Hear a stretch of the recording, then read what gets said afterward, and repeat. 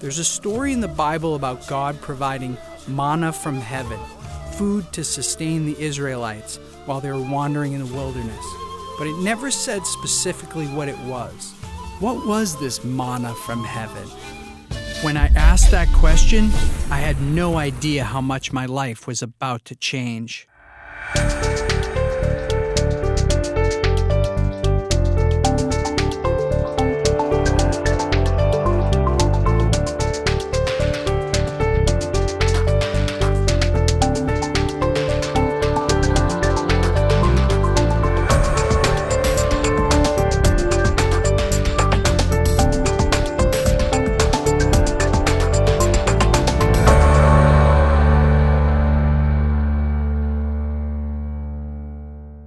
The first miracle that Jesus was reported to have done was turning water into wine at a wedding. The story goes that they ran out of wine, and Jesus put a portion of the manna into the water that they boiled as tea. He told the waiters to pass it out as wine. So I call up Deepak, and I said, Deepak, I got to talk to you. I just found some stuff in the Bible that's not making any sense. I think I found some psychedelics in there. I think there's meditation. What do you think? And he's quiet on the phone. And I was like, Deepak, are you there? And he's like, yeah. He said, where'd you find this exactly? Send me what you're talking to me about. What do you want to do, Deepak? What should we do about this? You want to write something up? And Deepak was like, this is too important. He's like, why don't we have a conversation about this? Could part of the religious experience have to do with plant sacraments? In Deepak's tradition, the mystery plant soma was used to bring people to communion with God. Could have been that the hymns of the Rig Veda were actually sung to this plant which had no seeds, that had no flowers, that was really mushrooms. There's a scene in the movie Noah, starring Russell Crowe, where he has a dream that he's underwater with animals floating past. He wakes up knowing that God wants him to do something, but he doesn't know what. He goes and sits with the wise man in the cave, played by Anthony Hopkins, who gives him some psychedelic tea. He drinks it and has a detailed vision of exactly what God wants him to do.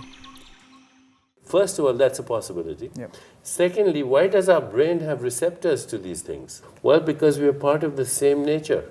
We're not separate from nature. Science is based on a subject-object split, on a separation that is artificial, me and the universe, when in fact I'm also part of the universe. Right. So the same electrical storms that create thunder and lightning in the sky create synaptic firings in my brain, which creates thought. Mm-hmm. We are part of a wholeness. And what the religious experience is to experience that wholeness. What is enlightenment but being one with the source? So whilst they gave people what I wouldn't even call altered state of consciousness, I wouldn't call them hallucinations. They help people break out of the everyday hallucination of separation and to the reality of truth. And whether they did it through wine or manna or soma, who cares? It doesn't even make any sense. How could these ancient plants that connect you to God be somehow taken out? Could these plants be the ancient wisdom that we need for our modern problems? What we call today everyday reality, which we take for normal, okay? Mm-hmm. There's war, there's terrorism, there's global warming, there's social injustice. 50% of the world lives on less than $2 a day. The environment is totally screwed up. And we say this is normal. Yeah. It's psychotic, right? And it's psychotic because we have created it. What do you think it would take to break through that boundary at this point? I mean, here we are in this 21st century. Let's have a party. We'll bring everybody down to Peru and enlighten them. Yeah, and put some in the pot and let's drink it. Amen. Amen. Did Deepak Chopra just tell me to go down to Peru and drink ayahuasca tea, one of the most powerful psychedelics known to man? Still dazed by what Deepak had recommended, I bumped into our friend Jerry, who had generously loaned us his beach house for the interview. I was curious what he thought about what Deepak said. I didn't realize at the time, but Jerry's world was spinning out of control. Despite having sold his company for almost $100 million, Jerry was abusing drugs, drinking a lot of alcohol, his family was in shambles, and he was basically trying to kill himself slowly. More than I realized, Deepak's words were really sinking in. At this point, you might be wondering who this Zappy guy is. Let me tell you a little bit about myself. I'd done everything society told me to do. Go to school, get a job, make a bunch of money, fall in love, start a family. I was living the American dream. I bought beer.com for $80,000. A few months later, I sold it for $7 million. Here I am starring in my own Super Bowl ad. Life was becoming very surreal. Even though I had it all, my conversation with Deepak made it clear that there were other experiences that I needed to have. The value that I place on the experience is more important to me. So I always felt like I'd rather have a passport full of stamps than a house of a certain type. It occurred to me that, like most people, I'd been searching for happiness outside of myself, and I was having the realization that I might never be truly happy unless I went inside my own mind to look for some answers. Albert Einstein famously said, "You can't fix a problem with the same consciousness or thinking that got you into the situation." What this meant to me was that if I wanted to solve a problem in my life, or if we as a society wanted to solve some of the big problems we have, like violence, eco-destruction, addiction, depression, we needed to change our collective consciousness. Could society use some of these ancient techniques for its modern problems? I was inspired by people who came before me that seemingly had it all, but chose to take the risk of going inside their own minds. These people were what I would call psychonauts, sailors of the mind. And I saw that these people were going inside their minds and exploring inside their minds as part of what they wound up doing. And I thought, wow, I have to do that.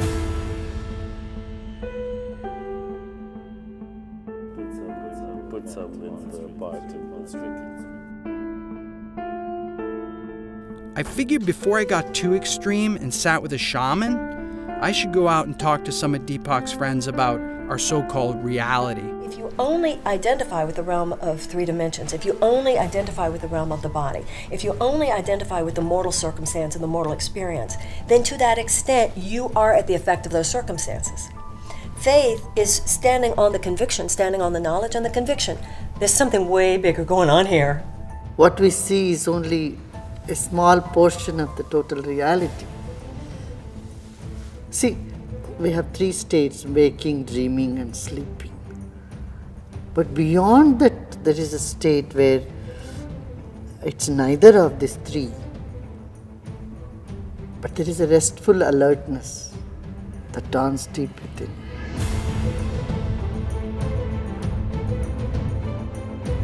There's nowhere where we escape from being energy, so we're always energy. What we see as it looks physical material is actually the reflection of light, photons of light that hit our energy and bounce back. So we're reflecting light, but we're reflecting it as a force field, a tornado of energy.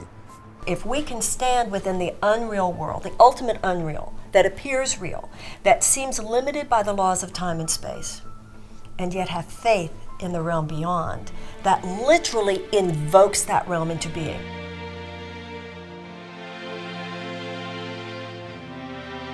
It seemed like what everyone was saying is reality's just a concept. I needed to have the direct experience of going inside. Could ancient wisdom have included plants and meditation? I was excited to learn that a lot of celebrities, people like Jerry Seinfeld, Martin Scorsese, were doing this meditation for a long time. And recently, people like Oprah Winfrey and Dr. Oz and Katy Perry had taken up the meditation, and it seemed to be making them even more creative. I wanted to see if some of this ancient wisdom could help me to tap into my creativity. In the 1960s, a funny little man named Maharishi Mahesh Yogi came out of the Himalayas to the United States, and he wound up teaching his transcendental meditation technique to the Beatles, and the rest is history. Today, there are more than 7 million people worldwide doing transcendental meditation. What I like about the TM technique is that there's no dogma attached to it. It's really just a simple technique of silently repeating a mantra to yourself, which causes you to transcend into your quieted mind, to subtler and subtler states of consciousness, until a point that you reach a place called universal consciousness, an endless field of energy that connects all of us, where all knowledge is contained and where everything is manifested from. When the Maharishi passed away in 2007, he put John Hagelin in charge. As a quantum physicist and a meditator, he had successfully used quantum theory to support Maharishi's model of creative intelligence being at the center of all creation. Waking consciousness is all about being aware of something, this, that, this concept, that person. Transcending is leaving all of that behind to isolate and experience the self itself. It's blissful. It's not the end of the story. 10, 20 minutes of that is enough. The idea is to come back into activity and increasingly integrate and stabilize the experience of inner reality, inner silence, along with outer reality. And that's when life really gets to be interesting and fun.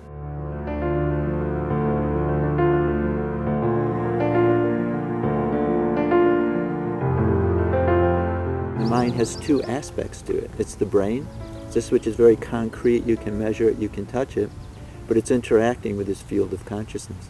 And what they come together is our individual self, our individual personality.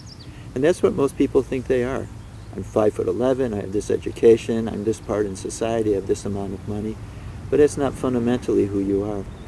And to know that, you need to have the experience of that. And that's where meditation experience comes in.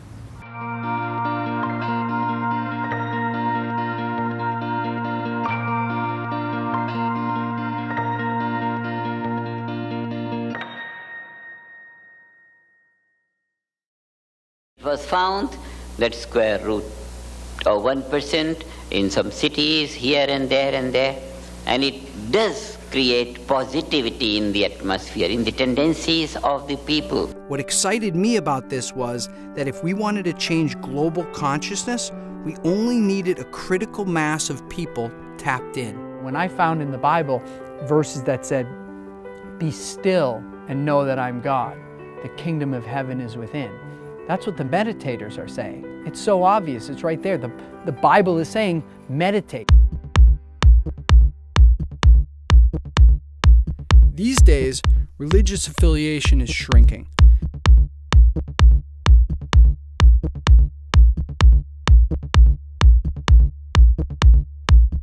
I needed to go speak to some of the religious leaders and top scholars of our time about whether meditation was once part of religion.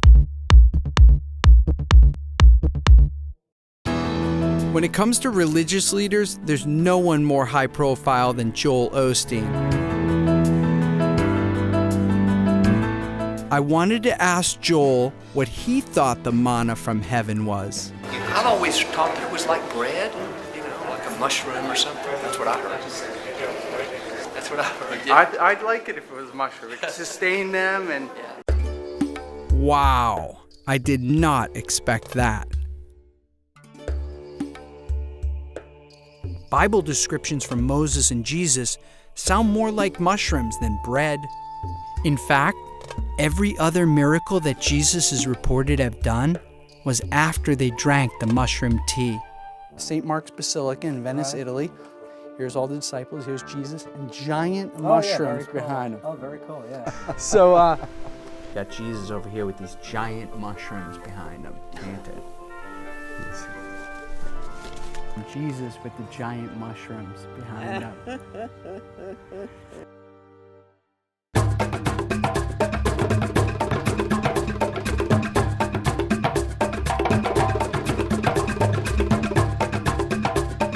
I wanted to talk to some people who've been there, done that.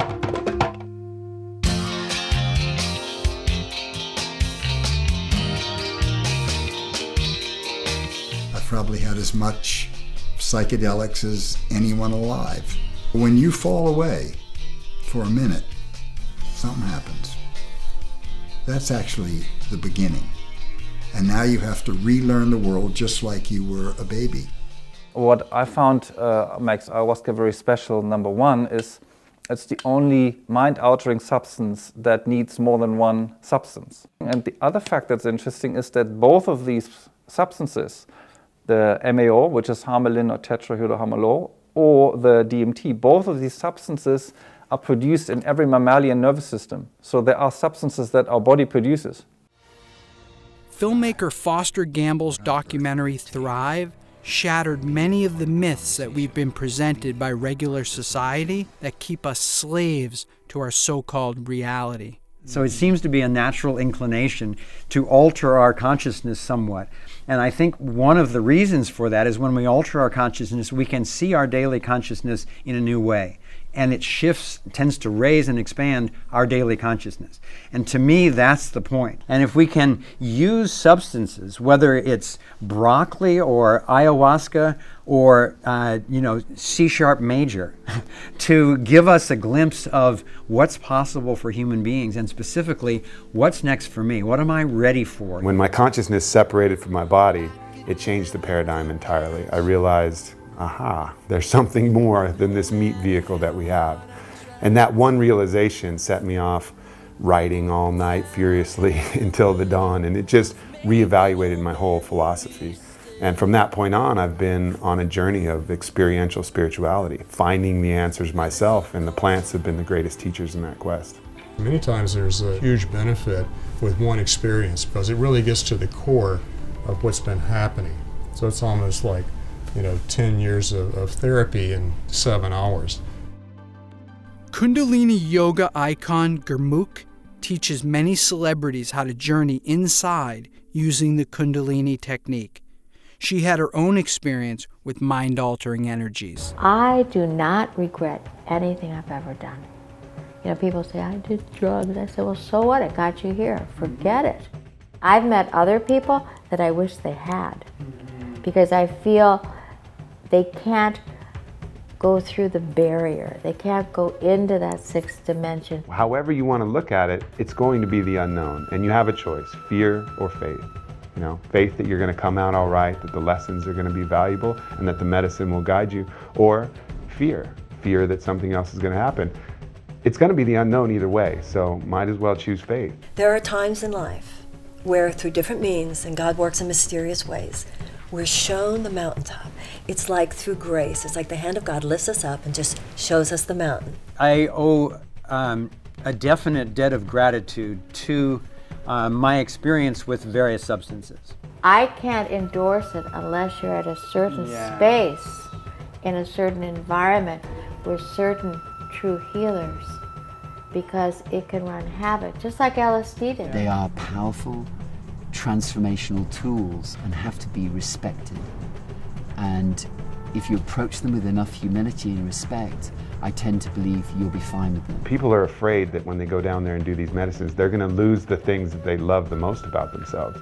And that's just this common fear. You get someone who loves their career, and like, what if I go down and tells me I want to be a yoga instructor? I'm like, it's not going to do that, man. And if it does, you're going to be even happier about the fact that it did. There's an opportunity to use psychotropic drugs, which will open up that mind and show you, my God, who you really are. I'm fascinated by it. I'm interested in it. I believe it will have real utility somewhere.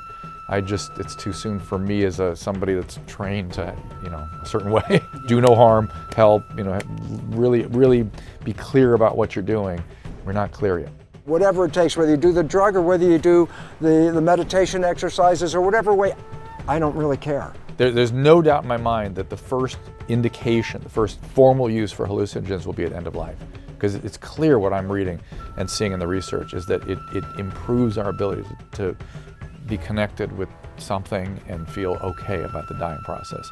And God knows we need help with that in this country. The traditional psychological model or the traditional medical model, it usually takes years and years and years of therapy and years of intervention and working with a team of experts to get even just a little progress in someone's life. What I've seen, and the analogy I give, is it's 10 to 20 years of psychotherapy, often in 1 to 2 plant medicine sessions. There is a relationship to plant medicine when it is entered through the door of the traditions that brings people more to a sacred recognition of their life, their path. I think the word drug has a lot of negative connotations. I can't think of, maybe if some drug actually cures someone, it's medicine. See, I haven't heard of people going off the rails. I've seen people go off the rails. Before I took the final leap, I needed to hear it from a psychedelic badass. That person is Ram Dass. His real name was Richard Alpert, born to an affluent New England family. He attended Harvard and after graduation began as a researcher at the university. It was the 1960s and LSD had just been discovered. The government was studying its effect on individuals and enemy combatants. While a researcher at Harvard, Alpert and Professor Timothy Leary started to run experiments on students with psilocybin mushrooms and LSD, both of which were legal at the time. The results were nothing short of miraculous. Users were reporting that they were having life-changing experiences, including a study that showed that 60% of alcoholics that were given 1 dose of psilocybin mushrooms in the right set and setting were never alcoholics again.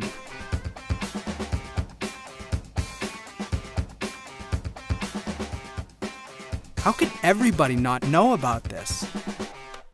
Discouraged with the West, he headed to India.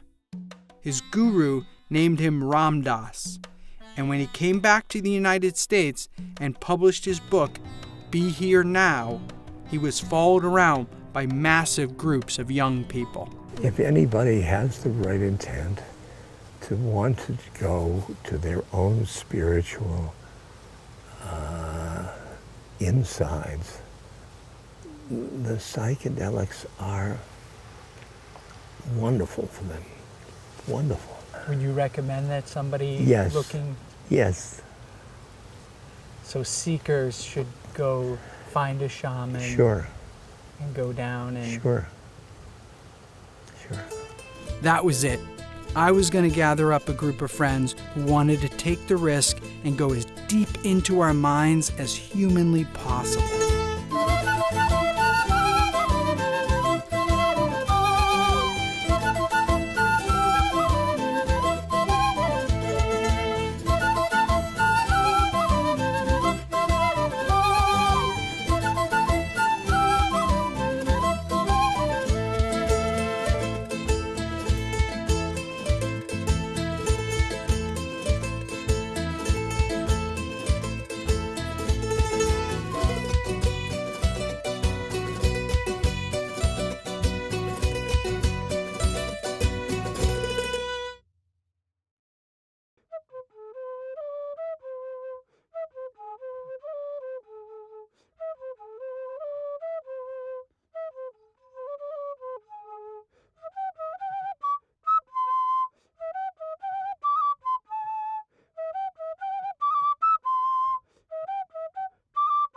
Things just seem to be falling in place, It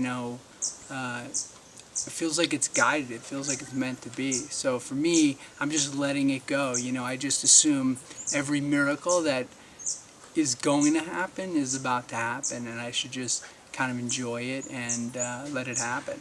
I have chosen to work with the Mesa, which is medicine bundle, meditations, rituals, counseling, and working with ancestral medicines such as Huachuma or San Pedro, which are ancestral medicines that have been used for over 5,000 years in the Andes of Peru by pre-Incan cultures who were masters of accessing dimensions of consciousness that are so deep that we often don't access. I feel like it doesn't matter where in the world you go, it's like you'll always find, your kind. And when it comes to spirituality, I I respect anything that, or anyone who kind of walks respecting the planet, loving nature, and opening their heart to, the universe and love itself. As long as that's the main priority behind your religion or your, ceremonial, spiritual belief, then, I'm down with you. I've got a few intents. Some are very personal, which I'm going to try and bring back to my family and loved ones. And try and take some of that knowledge or the glimpse of the other dimensions that are out there, which I've been trying to do kind of in artificial ways. I mean, sometimes with my artwork and my creativity, but in other ways with less natural things. And sometimes that's an anesthetic for pain or just your day-to-day life that gets you down. But this is something that's been calling me for a while to come and do this, but it hasn't been the right moment in my life, and so it all seemed to just fall into place naturally. I'm here to have sort of like a rebirth, to tap into a place that I guess I've never gone. So I don't know where that is. I don't know what that is, but hopefully it's a good thing, and I'll be able to get through it. When you drink the medicine, 50% of the medicine's responsibility is to do all the healing, all the cleansing, all the awakening, all the clearing, all the harmonizing that it needs to do. But the other 50% of taking it further, of taking it deeper, is always yours. Part of my work in this is to make the most gentle transition possible from being very sleepy to being fully awake. Really looking forward to tapping into some of those guys' stuff upstairs.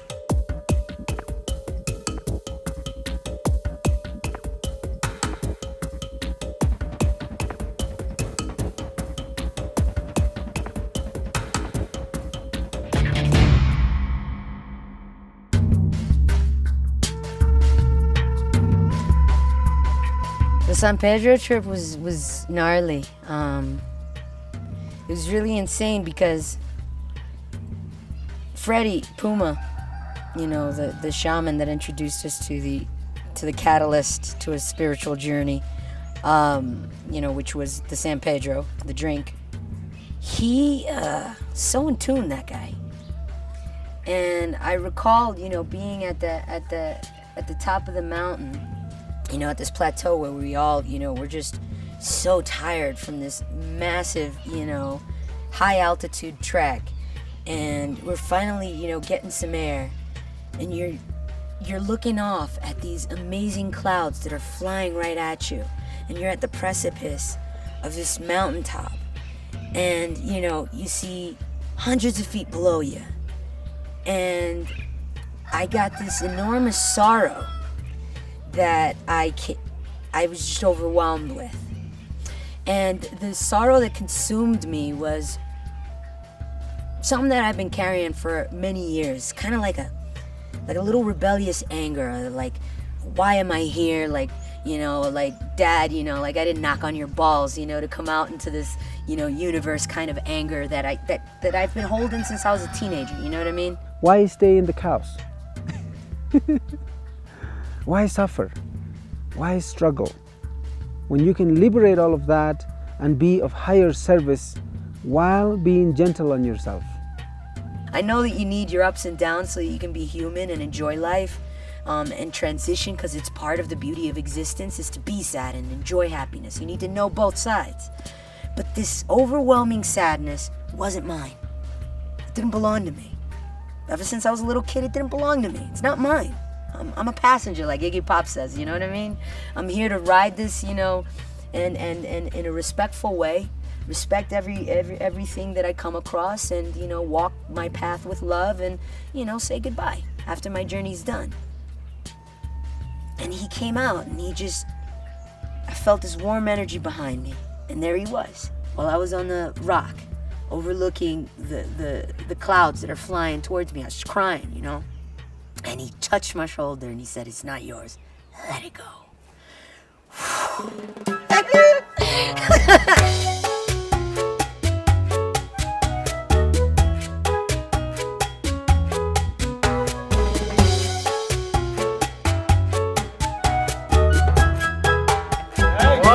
2, 3.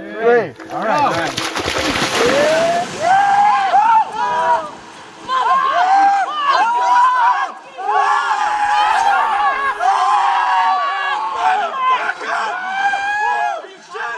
If my trip ended today, I've had, 20 years of heavy pain lifted off of my shoulders, and I'd be a happy camper without doing the ayahuasca.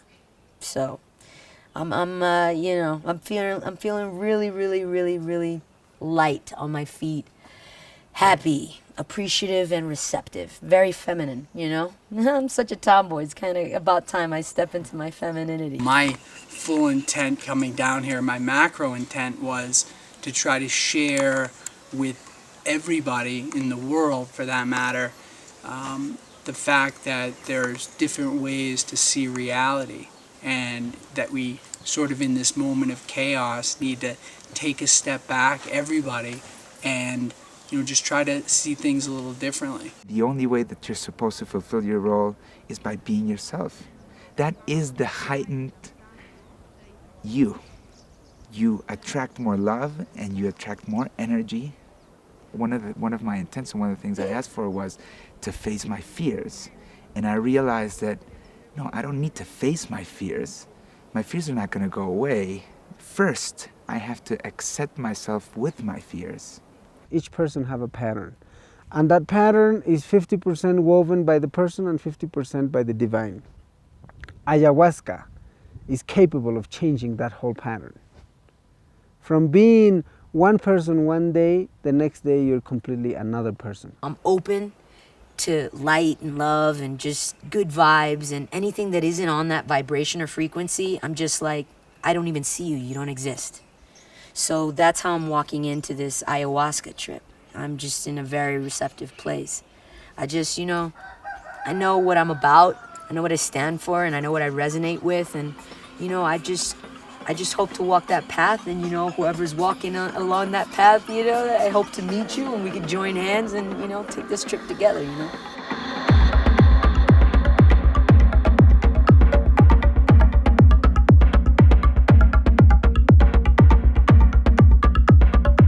It happened for me in my ayahuasca experience when I was sitting there and I realized that I had just died. As I was looking at death and experiencing death, I saw how dynamic it was and how much was going on.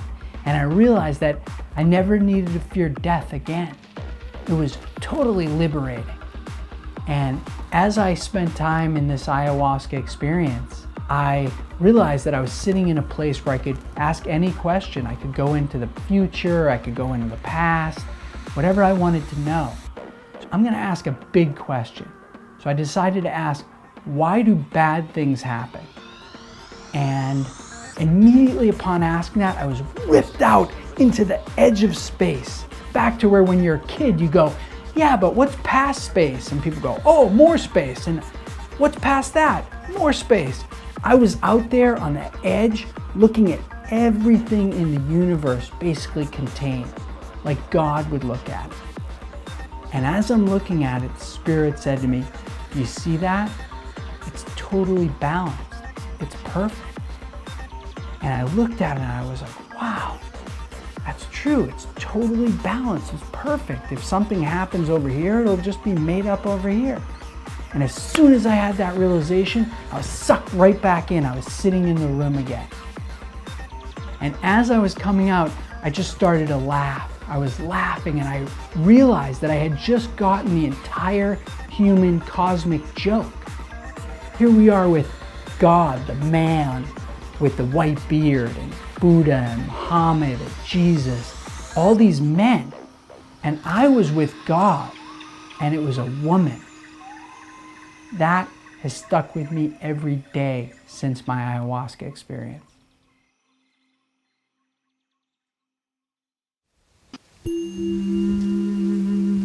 Well, for me, ingesting the medicine was a destruction of everything I've ever known, everything I've ever believed in, everything I ever thought was true. I tried to reason it for a while, the 2 days after, try to reason the idea that it's a hallucinogenic drug, Michelle. It just, it takes things from your subconscious and projects them. There's absolutely no way that there's any truth in what you envisioned.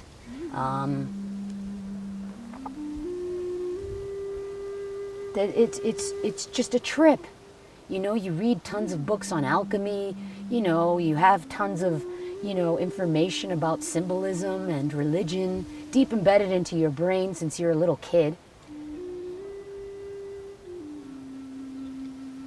But I know in my heart of hearts, it's not true. And that everything that I have ever known could quite probably be bullshit.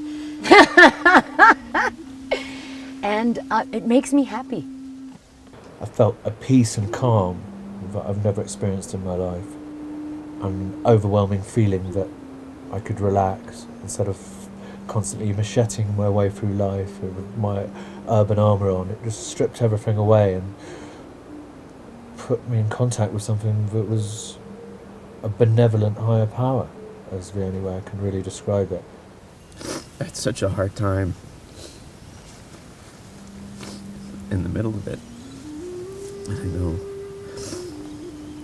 like a surgeon, and I felt my wounds, my wounds just opened up, and I was feeling pain, and then, like I grew up, and I was able to love myself a little bit more.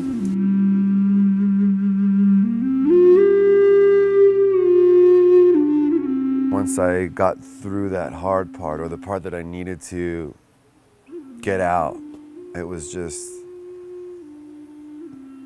definitely the best life-changing experience that I've ever been through. When people access these medicines, they need to access with full love, with full willpower.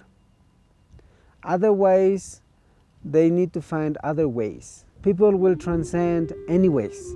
Now is the time. And these medicines are major assistants, major helpers, major masters, assisting this process of transition for humanity from one level of consciousness to a higher level of consciousness. I've lost a lot of anger, a lot of hatred, and a lot of, if you're an asshole, be an asshole. It's your fate. You know what I mean? Like, I'm easy now. Like, I'm not angry anymore at all the mean people in the world, Because I accept that they're part of it, and it's all good, you know what I mean? It's not my walk, but, do your thing, and I respect your path. But don't come near me with your evil energy, because I'll knock you the fuck out.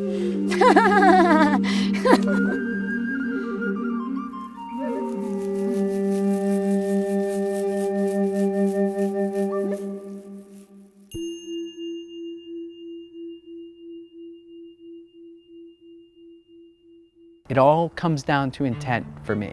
If your intent is right, it's going to work, it's going to be better than you thought, and you're going to have a lot less chaos. It seemed to me that nature recognizes that people are highly stressed and that people need healing medicines for the problems of addiction and depression.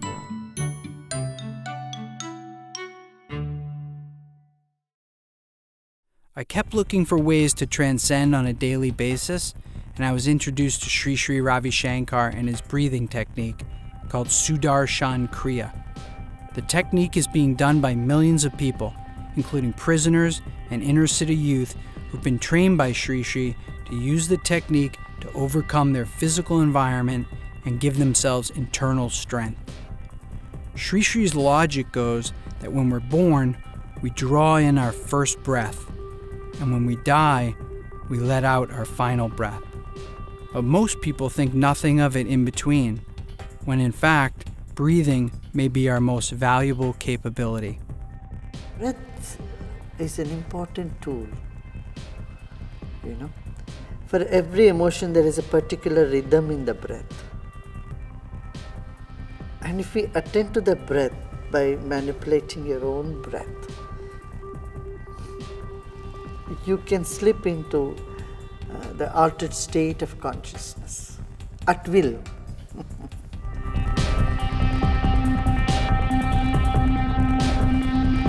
I learned the Kriya breathing, which blew my mind. The fact that I was able to put myself into a psychedelic state with just my breath. Lightning bolts were shooting out of my hands and feet. Time stood still.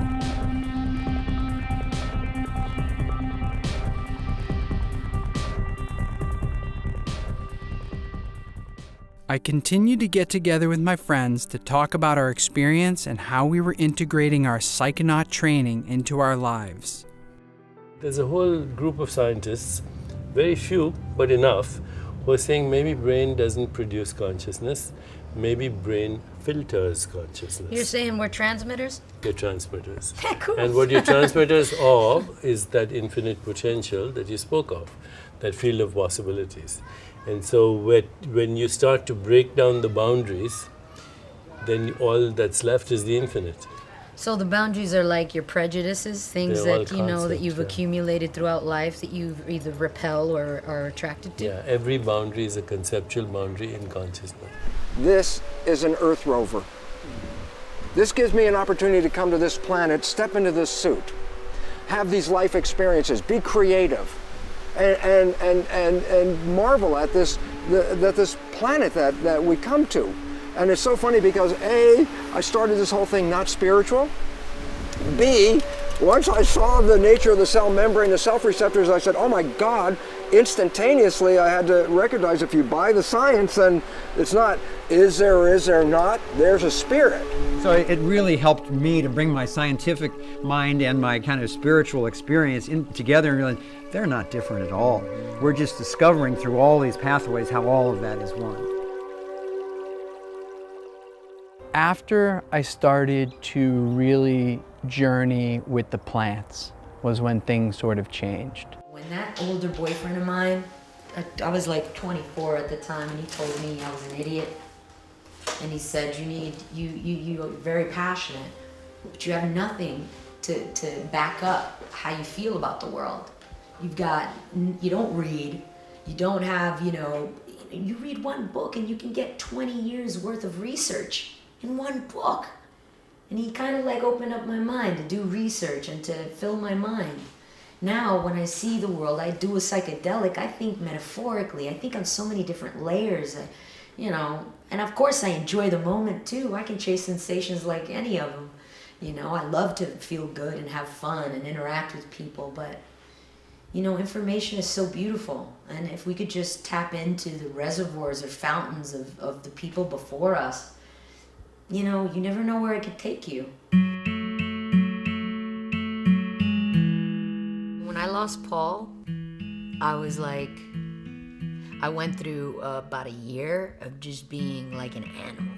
Like, what could I do physically to just get my mind off of existentialism, get my mind off of how transient life is and how we just come here and could disappear at any moment. How could I get my mind off of that? So I was just summer, crazy, nuts, berserko. Like I did everything I could possibly do to hide from myself. And I'll tell you that my ayahuasca trip made me sad that he left me here. It wasn't a sadness that he's gone. It was more like a jealousy that he's there first. That's fucked up, but yeah. I think it was affirmed to me in the ayahuasca experience and some other trips I've had in my life, where what was happening is when I took the medicine or I meditated and I went inside, that I was taking filters off is what was happening. So all this bullshit. Reticular activation system. It's like doors of perception. When he popped it, he felt like that filtration mechanism that we create by the age of 7 was just lifted off. You know how like you receive so much information in your visual cortex, but your brain only accepts a certain amount so that you're not overwhelmed? Right. That's your reticular activation system deciding according to your wants, likes, and fight or flight, deciding what information you're going to take in. Each time I got together with my fellow psychonauts, we felt stronger and stronger about the need to get the information out so we could help others to access some of these ancient techniques that had been so profound in our lives. We should just, this True Reality Society should set up a place in like Costa Rica, put Like a a dome, haven for like a people haven who of- think the same way. Put them all around the world. I and, like and that. the consciousness of it is like... I'm in. I'm in. All right. Everything's rolling along. Things are falling into place. And, like everything in life, you want validation. You want to know that it's having some kind of an effect beyond just, hey, I'm having a good time, I'm learning a lot, I'm having all these cool experiences, but, is something really happening? And I was looking for some kind of sign that, it was making a difference, because I couldn't see what the difference was, and other than my own friends and people around me. So I was kind of thinking, God, give me a sign here that, this is making a difference, that there's something to it. And then the phone call came from Jerry, who I hadn't seen since we shot with Deepak in his apartment years earlier. Unbeknownst to me, Jerry had taken Deepak's advice as well, and he went down to Costa Rica to do a plant medicine called iboga that comes from an African root. It's the strongest psychedelic known to man, and Jerry was taking it to see if he could break his addiction. The full moon came to Jerry and asked him if he wanted to see why he was so messed up.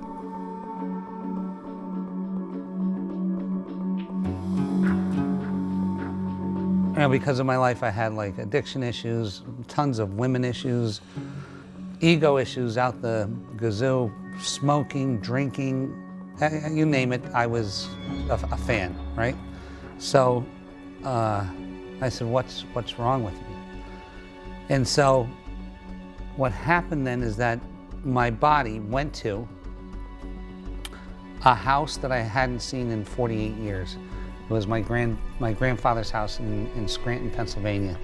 And at the front of the house, like 3-year-old me is going like this to me. He's like waving me in.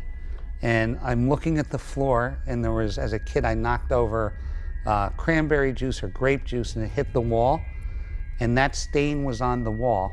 This is how perfect detail. And then next thing you know, the kid opened the door and like went like this to me, like, go look at it. And my grandfather was sexually molesting me, and I was 3. The moon told Jerry to go see his dead grandfather and have him explain why he'd done it and give him an apology. Jerry went to see his grandfather, who denied it ever happened and sent him away. She told him to get his father to help him to get an apology from his grandfather. And he said that he was sorry, and I told him I forgave him. And even though he wouldn't do anything for me. And then the shaman goes, hey, go to the moon. So I went to the moon, back to the moon, and I said, Mrs. Moon, what can you do for me? And she said, open your chest. And I went like this, and my heart was in there. And the moon took my heart out and washed it. And I said, what? The shaman saying, what is she doing? I said, she's washing it like this, like, because she has hands, right? Crazy, but truth. She's washing it. And I said, what should I do with it, to the shaman? He said, have her put it in your left hand. I said, Mrs. Moon, would you put it in my left hand? And she put it in my left hand. And he goes, I said, what do you want me to do with it? He goes, put it in your chest. And I went to put it in my chest, and it got here, and it was black again. So it only stayed pink for like, 5 seconds. And I said, I'm not putting this thing in me because it's shit. It's terrible. And he said, ask her for a new one. So I said, Mrs. Moon, could I please have a new heart? And she said, yeah. And then she gave me this new heart.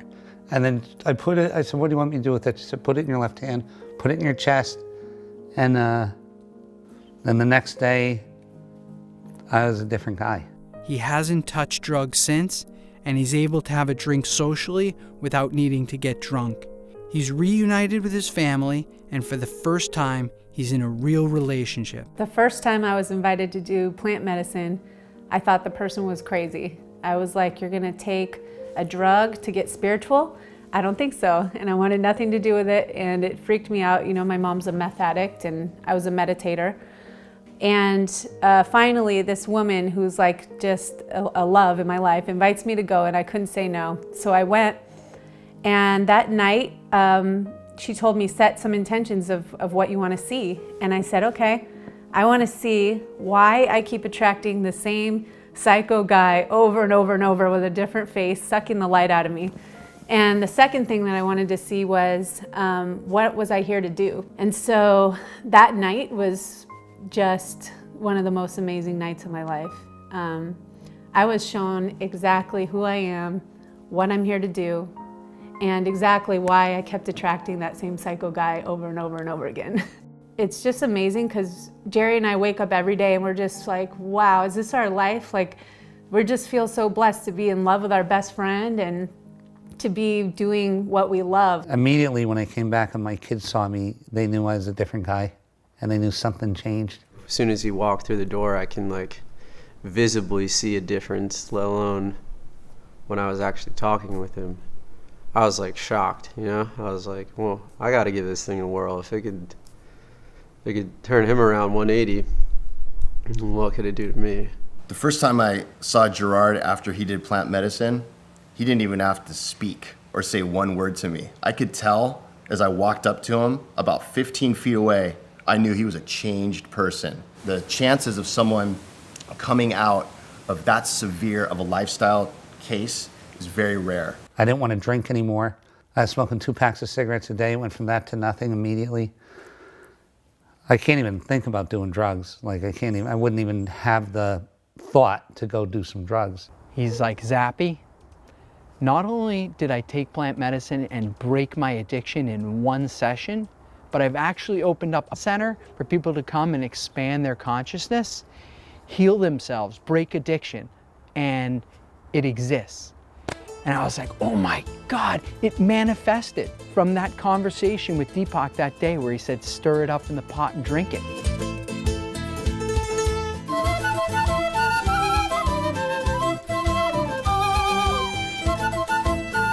The moon told me, and this sounds so ridiculously crazy, but told me to go buy a center and to make it a plant-based center. Told me what building to buy, told me what to pay for it, told me how to treat my girlfriend, told me how to treat my children, told me that everything would be okay. His place is called Rythmia. And where is it? Should set up a place in like Costa Rica. This was the miracle I needed. This place had manifested out of that single conversation and the desire to help people break the wiring. The first ever clinic where people can go to expand their consciousness and heal themselves. While you're at Rythmia, you can receive counseling and spiritual development, including a program developed specifically for Rythmia by Reverend Michael Beckwith called The Answer Is You. It's a consciousness expanding program that allows people to, 1, take 100% responsibility for their own life, come out of the shame and blame game, blaming others. 2, it moves you through a period of forgiving yourself and forgiving all others so that you can be clean inside. 3, you begin to embrace the vibration of intentionality, having an intention or a direction of how you want your life to be. You have to choose this. If we don't choose it, then the undertow of the human society is choosing for you. Going to a place like, what's being created at Rythmia is a place where you can literally just come back to life's rhythm. The miracle that you're going to get is that you're going to get the real truth. And the truth is that we are all of us connected from the same thing. And that love is the thing that holds us all together.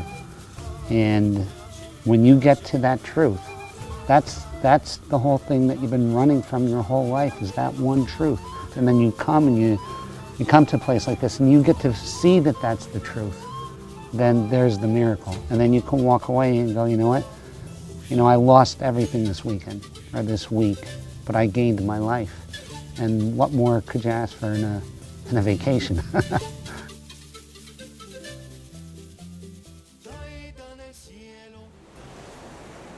Everything I've gone through has truly been worth it. Because even before this movie's finished, it's already changed the world. Because this place exists.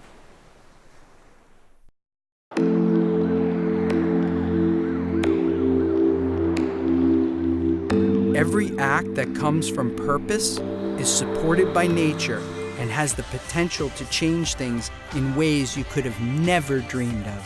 How do I channel all of this connection into being an efficient human being in society, into giving back?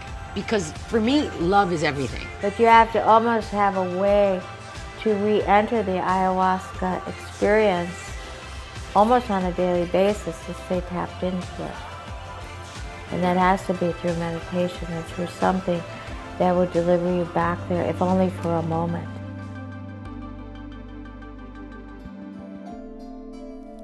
All of us had life-changing experiences. So the question is, how could these incredible plant energies be illegal today to consume or even to study? It turns out that the answer to that question may be even more sinister than the reason they've been taken out of religion: money. The pharmaceutical companies are only interested in selling their patented petroleum-based medications that people need to take for the rest of their lives. These drugs do not cure, but only mask the symptoms and have significant negative side effects. Here I am, living my entire life sustained by plants. I'm eating vegetarian, and my day job is bringing out a plant-based formula to help people with addiction. I owe everything to these ancient tools.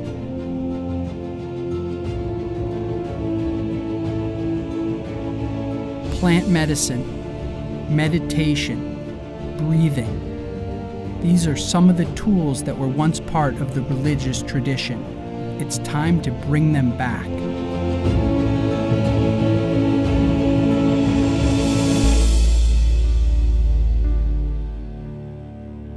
We started the True Reality Society to create a peace army to counteract mass violence in the world and to bring together people who believe in the importance of going inside their minds.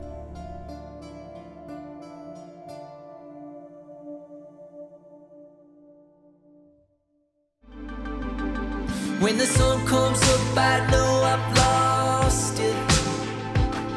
To the spirits that live beyond us. But every time I sleep, I'm back in your arms and we've just begun.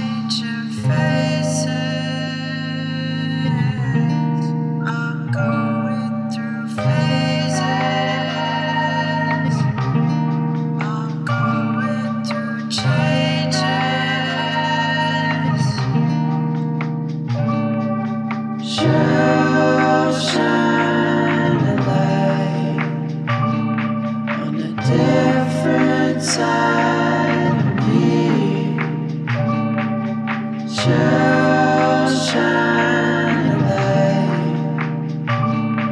She'll show me what I need. I'm going through changes,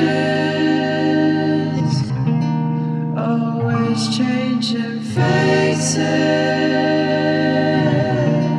I'm going through phases. I'm going through changes.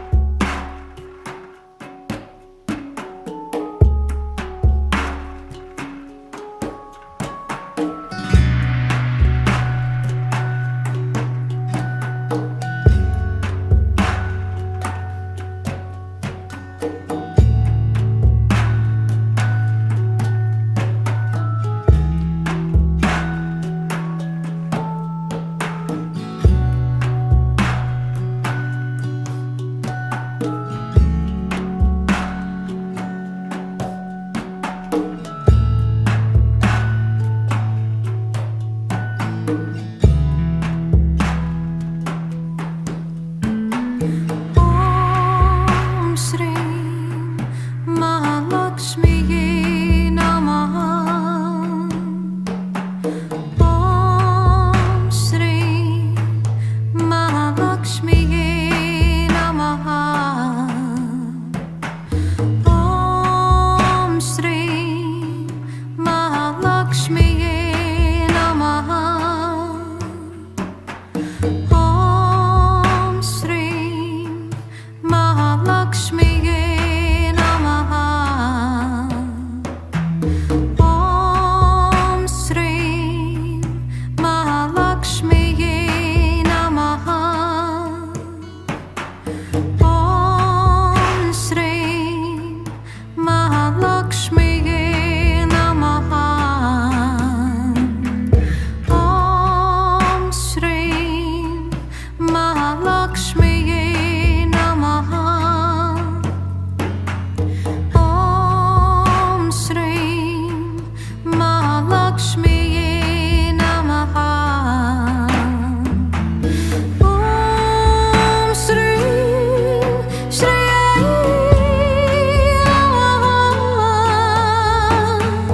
Om Shri Shri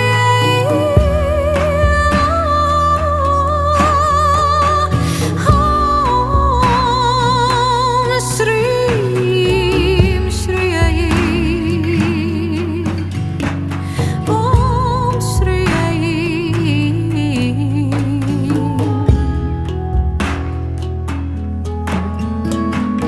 Om Shri Mahalakshmi Namaha. Om Shri Mahalakshmi Namaha. Om Shri Mahalakshmi Namaha. Om Shri Mahalakshmi Namaha. Om Shri Mahalakshmi Namaha. Om Shri Mahalakshmi Namaha. Om Shri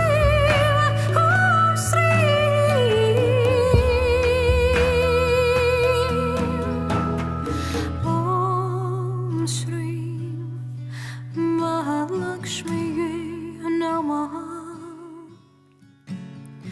Om Shri Mahalakshmi Namaha.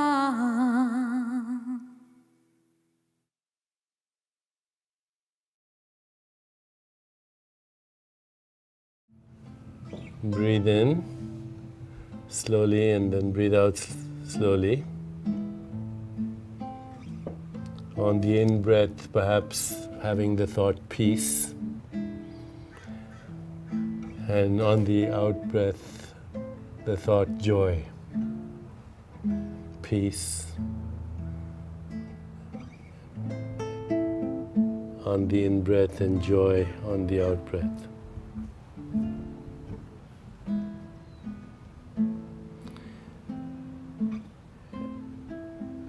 And bring your awareness into your heart now. And remember a great experience of love.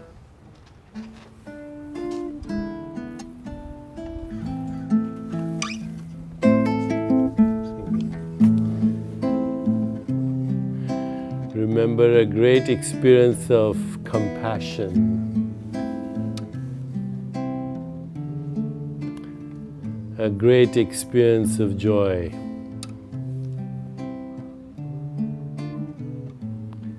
A great experience of equanimity, the peace that passes understanding. And now bring your awareness back into your whole body and allow the boundaries of your body to slowly dissolve and merge with your surroundings. Recognize that every boundary is conceptual. There's no boundary. There are no national boundaries, there are no tribal boundaries, no ethnic boundaries, no racial boundaries, no religious boundaries. They're all imagination. And they have limited our potential. We are the stars, and we are the sky, and we are the moon, and we are the galaxies.